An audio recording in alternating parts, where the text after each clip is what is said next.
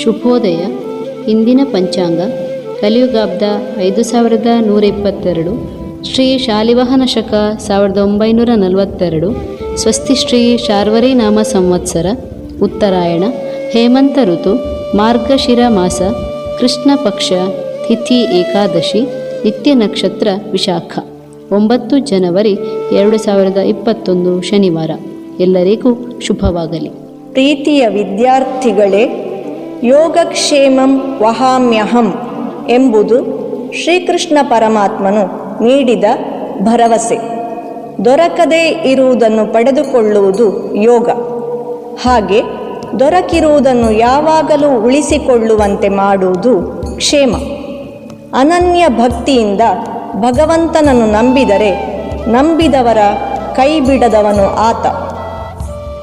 ದ್ರೌಪದಿ, ಬಾಲಕ ಧ್ರುವ ಮುಂತಾದವರು ಅನನ್ಯ ಭಕ್ತಿಯಿಂದ ಆತನನ್ನು ನೆನೆದಾಗ ಕೂಡಲೇ ಅವರನ್ನು ರಕ್ಷಿಸಿದಾತನು.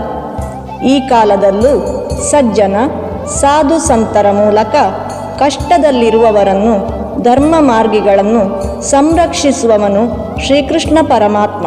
ನಾವಿಂದು ಭಗವದ್ಗೀತೆಯ 12ನೇ ಅಧ್ಯಾಯದ 10ನೇ ಶ್ಲೋಕದೊಂದಿಗೆ 11 ಮತ್ತು 12ನೇ ಶ್ಲೋಕಗಳನ್ನು ಅರ್ಥಸಹಿತ ಅಭ್ಯಾಸ ಮಾಡೋಣ. ಓಂ ಶ್ರೀ ಪರಮಾತ್ಮನೇ ನಮಃ. ಶ್ರೀಮದ್ಭಗವದ್ಗೀತಾ ಅಥ 12ೋऽಧ್ಯಾಯಃ. ಭಕ್ತಿಯೋಗಃ. ಶ್ರೀಭಗವಾನುವಾಚ ಅಭ್ಯಾಸೇಪ್ಯಸಮರ್ಥೋऽಸಿ ಮತ್ಕರ್ಮ ಪರಮೋ ಭವ. ಮದರ್ಥಮಪಿ ಕರ್ಮಾಣಿ ಕುರ್ವನ್ ಸಿದ್ಧಿಮವಾಪ್ಸ್ಯಸಿ. ಅಥೈತದಪ್ಯಶಕ್ತೋಸಿ ಕರ್ತುಂ ಮದ್ಯೋಗಮಾಶ್ರಿತಃ. ಸರ್ವಕರ್ಮ ಫಲತ್ಯಾಗಂ ತತಃ ಕುರು ಯತಾತ್ಮವಾನ್. ಒಂದು ವೇಳೆ ನನ್ನ ಪ್ರಾಪ್ತಿರೂಪಿ ಯೋಗವನ್ನು ಆಶ್ರಯಿಸಿ ಮೇಲೆ ಹೇಳಿದಂತೆ ಸಾಧನೆಯನ್ನು ಮಾಡಲು ಸಹ ಅಸಮರ್ಥನೇ ಆದ ಪಕ್ಷದಲ್ಲಿ ಮನಸ್ಸು ಮತ್ತು ಬುದ್ಧಿ ಮೊದಲಾದವುಗಳನ್ನು ಜಯಿಸಿ ಎಲ್ಲ ಕರ್ಮಗಳ ಫಲಗಳನ್ನು ತ್ಯಾಗ ಮಾಡು. ಶ್ರೇಯೋ ಹಿ ಜ್ಞಾನಮಭ್ಯಾಸಾತ್ ಜ್ಞಾನಾತ್ ಧ್ಯಾನಂ ವಿಶಿಷ್ಯತೆ. ಧ್ಯಾನಾತ್ ಕರ್ಮ ಫಲತ್ಯಾಗಃ ತ್ಯಾಗಾತ್ ಶಾಂತಿರನಂತರಂ.